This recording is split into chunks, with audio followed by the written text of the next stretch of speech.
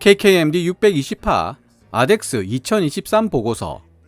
어이없는 이유로 도입이 늦어지고 있는 P8 포세이돈. 거대 항공기업 보잉의 몰락.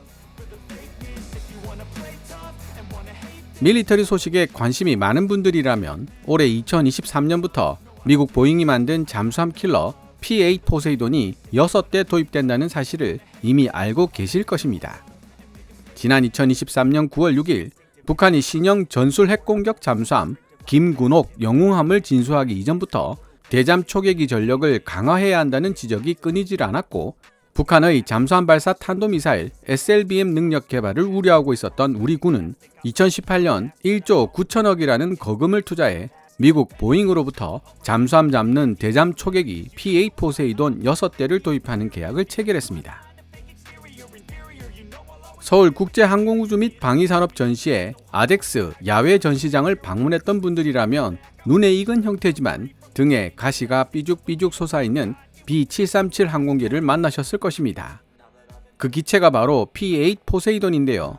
문제는 아덱스 2023 야외 전시장에서 만날 수 있었던 P8 포세이돈에는 성조기 마크와 함께 US 네이비라는 선명한 글자를 볼 수 있었다는 데 있습니다.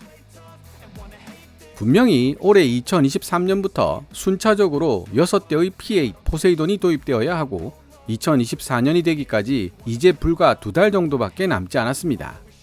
그러니까 아덱스 2023에 전시되어 있어야 할 P8 포세이돈은 미 해군 소속이 아닌 대한민국 해군 소속이어야 정상이라는 뜻입니다. 함께 있던 업계 관계자에게 그 자초지종을 설명들었고, 이후 항공기 개조 전문가와 함께 그에 대한 이야기를 나누어 보았는데요. 항공기 개조 전문가는 보잉이라는 거대 기업의 도덕적 해이가 심각한 수준인 것으로 보인다고 진단했습니다. 대형 수송기와 민간 여객기를 군용 항공기로 개조하는 분야에서 많은 경험을 가지고 있는 해당 전문가는 보잉 737 맥스가 2차례나 추락하면서 수백 명의 인명 손실을 초래한 사건을 예로 들며 보잉의 문제가 무엇인지를 분석했습니다. 넷플릭스가 제작한 다큐멘터리 Downfall: The Case Against Boeing을 찾아보시면 전문가가 지적하는 내용을 이해하는 데 큰 도움이 되실 겁니다.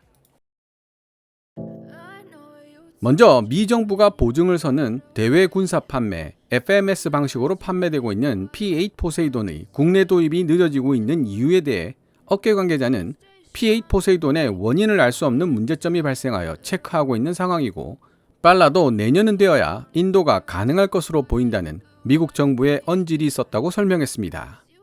지금 당장이라도 인도는 가능하지만 그렇게 된다면 향후 발생하는 문제점에 대해 책임질 수 없다는 말과 함께요. 이 이야기를 전해들은 항공기 개조 전문가는 P8 포세이돈이 전력화된 시점이 2009년이며 전력화 이후 14년이라는 긴 세월이 지났음에도 불구하고 원인을 알 수 없는 문제점이 발생했다면 이는 매우 중대한 문제라고 지적했습니다. 현재 P8 포세이돈은 미국, 인도, 뉴질랜드, 호주, 영국 공군 등에 의해 실전 배치되어 있는 중인데, 이미 인도된 분량에 문제가 있었다면 외부적으로 알려졌을 개연성이 크지만 외신을 뒤져봐도 그런 내용은 발견할 수가 없었습니다.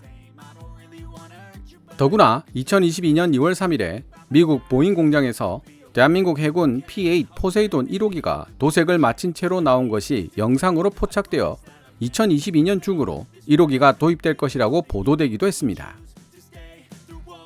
그럼에도 불구하고 대한민국 해군 P8 포세이돈 1호기 도입이 뚜렷한 설명 없이 2024년으로 늦춰졌다는 이야기는 최근 인도되는 P8 포세이돈 기체에 문제가 발생했을 가능성이 크다는 추론을 하게 만듭니다. 실전 배치 이후 오류를 발견하고 수정할 수 있는 시간이 14년이나 있었음에도 불구하고 이제 와서 기한 내 인도가 어려울 정도의 오류가 발생했다는 보잉의 말을 어떻게 받아들여야 할 것인가도 이해하기 어려운 부분이라고 항공기 개조 전문가는 덧붙였습니다. 말이 나온 김에 보잉 737 맥스에 대한 이야기를 잠시 해보도록 하겠습니다. 2010년대에 들어서면서 경쟁사인 에어버스가 출시한 A320neo가 큰 인기를 얻으면서 보잉은 초조함을 감추지 못했습니다. 보잉은 이에 대항마로 내세울 새로운 기체를 개발하기 위해서는 엄청난 비용과 10년 가까운 시간이 필요하다고 결론 내리고, 이를 최소화시키기 위해 기존 737 기체에 엔진만 교체한 737 맥스를 출시할 계획을 세우게 됩니다.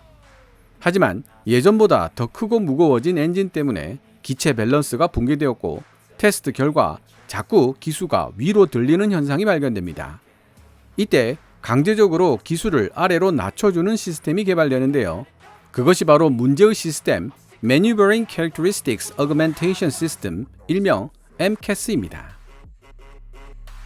하지만 보잉은 여기서 안전보다 수익을 앞세우는 위험천만한 모습을 보여주는데요. 연방항공국의 빠른 승인과 조종사 추가 교육에 들어가는 시간 및 비용을 절약하기 위해 보잉은 MCAS의 존재를 비밀에 붙입니다. 기존 737 기종을 몰던 파일럿이라면 누구라도 쉽게 조종할 수 있는 기체라며 737 맥스를 홍보하면서요. 그 결과 두 번의 추락 사고를 일으킨 보잉 737 맥스의 파일럿들은 MCAS의 존재를 전혀 모르고 있었다는 사실이 나중에야 밝혀집니다. 국내 항공기 개조 전문가는 여기서 두 가지 문제점을 지적합니다. 첫째, 그 어떤 이유에서라도 안전과 관련된 것이라면 파일럿이 모르는 시스템이 있어서는 안 되는데 보잉은 수익을 추구하기 위해 이러한 기본 원칙을 깡그리 무시했다는 사실입니다.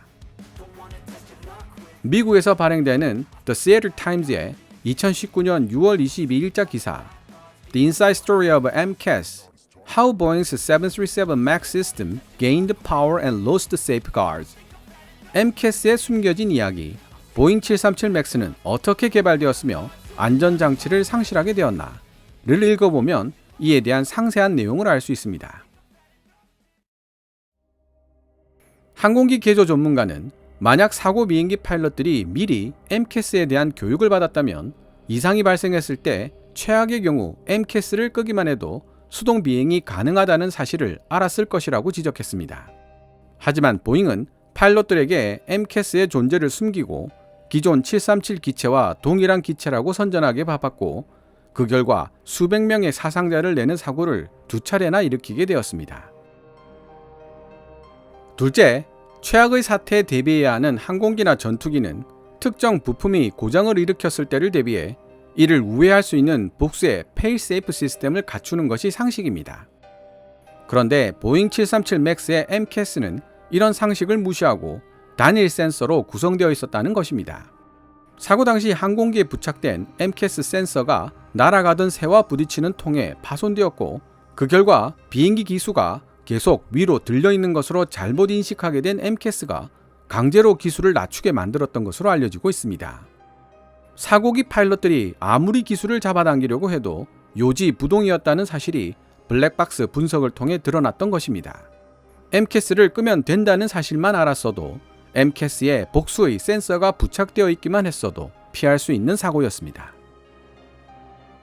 보잉 737 맥스 MCAS 사건에 대한 자료를 찾아보면서 더 놀랐던 것은 이 모든 것을 지휘했던 보잉 CEO 데니스 뮬런버그는 책임을 지고 사퇴한다면서 750억에 이르는 퇴직금과 주식을 챙겨갔고 보잉은 미 법무부에게 3조 150억의 벌금을 내고 형사처벌을 피해갔다는 사실입니다.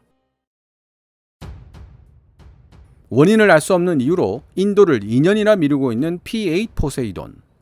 윙락 현상에 이어 비상탈출 시스템 문제로 언제 완성될지 알 수 없는 T-7A 레드호크. 하지만 많은 분들이 예상하고 있는 대로 가까운 시일 내에 보잉이 무너지는 일은 없을 것입니다. 미국 정부나 의회가 그렇게 놔두지 않겠죠. 하지만 과연 앞으로도 계속 보잉을 신뢰할 수 있는 회사라고 생각하는 개인이나 국가가 얼마나 될까요? 거대한 댐도 작은 개미구멍으로 무너지는 법이라고 했습니다. 오늘 KKMD에서 준비한 내용은 여기까지입니다. 시청자 여러분들의 좋아요와 구독 그리고 광고 시청은 KKMD의 미래를 위한 양식이 됩니다. 후원 멤버 및 슈퍼땡스로 후원해 주시는 고마운 분들의 댓글은 항상 감사한 마음으로 챙겨 읽고 있습니다. 방송되었던 내용들은 KKMD 공식 블로그에서도 만나보실 수 있으니 구글이나 네이버 검색창에서 KKMD를 검색해 보시기 바랍니다. 지금까지 시청해 주셔서 감사합니다. Kevin's Military Channel KKMD